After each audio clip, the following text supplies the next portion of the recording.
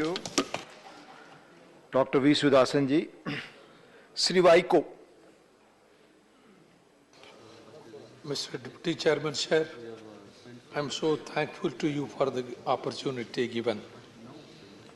In the year 1917, when the great October Revolution took place, after the victory, the great Lenin stated, let us get energy, power, we will lead all the other nations. Here, the original act, Energy Conservation Act 2001, provides a framework for regulating energy consumption and promoting energy efficiency and energy conservation. It will enable using less energy to perform the same task.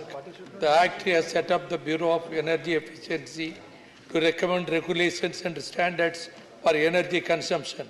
These apply to appliances, vehicles, industrial and commercial establishments and buildings. During the COP26 summit in 2021, that is last year, India made the following commitments which may be relevant for energy efficiency efforts.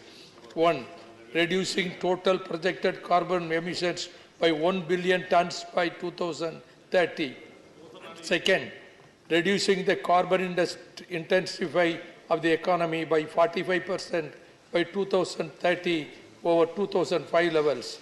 Carbon intensity is defined as the volume of carbon emissions per unit of GDP. In addition, India aims to have 500 GW of non-fossil energy capacity and meet 50% of its energy requirements from renewable energy by 2030. Against this backdrop, the Energy Conservation Bill was introduced in Lok Sabha. The bill seeks to amend the 2001 Act to facilitate the achievement of the COP26 goals and introduce concepts such as mandated use of non-fossil resources and carbon credit trading to ensure faster decarbonization of the Indian economy. The bill empowers the central government to specify a carbon credit trading scheme. The carbon credit implies a tradable permit produce a specified amount of carbon dioxide or other greenhouse emissions. The central government or any authorized agency may issue carbon credit certificates to entities registered and compliant with the scheme. The entities will be entitled to trade the certificates. The Act empowers the central government to specify energy conservation code for buildings. The code prescribes energy consumption standards in terms of area. The bill amends this to provide for an energy conservation and sustainable building code. This new code will provide norms for energy efficiency and conservation, use of renewable energy and other requirements for green buildings. The bill provides for provisions including residential buildings which have minimum connected load of 100 kilowatts. In my view, it should be applicable to commercial buildings only, and residential buildings should be excluded from this provision because there will be very few residential buildings which have a load capacity of 100 kilowatts. The amount of penalty is also very high, namely rupees 10 lakhs for the violation. It should be reduced to a reasonable amount. The provision of high penalty amount would encourage corruption and harassment to the genuine consumers. The bill provides for increasing the governing council members up to 37. Since most of the functions fall under the state jurisdiction, the government should provide membership for each state in the governing council so that there will be proper coordination and understanding.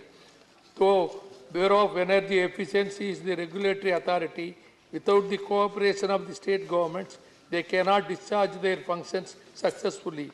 The governing body of the Bureau of Energy Conservation have underutilized the funds by about 50% in the last 2 years. This has to be taken very seriously. Moreover, the government should launch a campaign for energy-saving bulbs like LED among the general public so that the energy can be saved.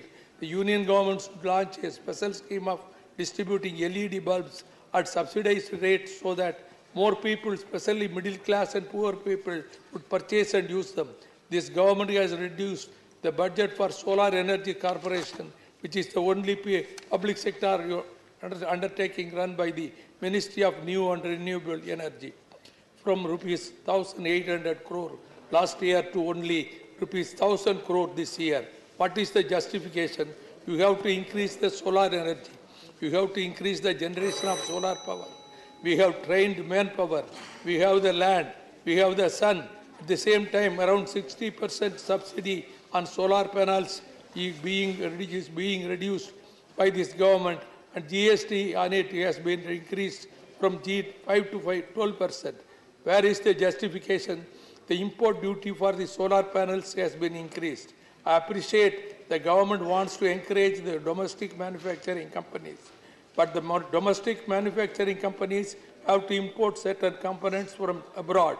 This import duty is going to cost them very heavily. I will take only 1 minute, sir. In our region, in Tuticorin, in Kanyakumari, Nagarkoil, wind energy is being produced, but you are reducing the fund allocation. You should encourage more such renewable energy system which does not pollute the environment. The jurisdiction of Bureau of Energy Efficiency in regulating carbon trading is questioned because generally it is the Ministry of Environment, Forest and Climate Change that is the nodal ministry in the matter of conservation and carbon credit trading, greenhouse gas emission. Therefore, the Honorable Minister should involve the Ministry of Environment, Forest and Climate Change in all policy matters. So I request the Honorable Minister to consider all these things so that we can give a better environment to the next I'll call next speaker, Mr. Yes, Vaiko. sir. I have completed, sir. Yes, Now, thank you. Thank you. You have taken 3 minutes extra. Please. Madam Fauzia Khan. Thank you, Honorable Deputy Chairman.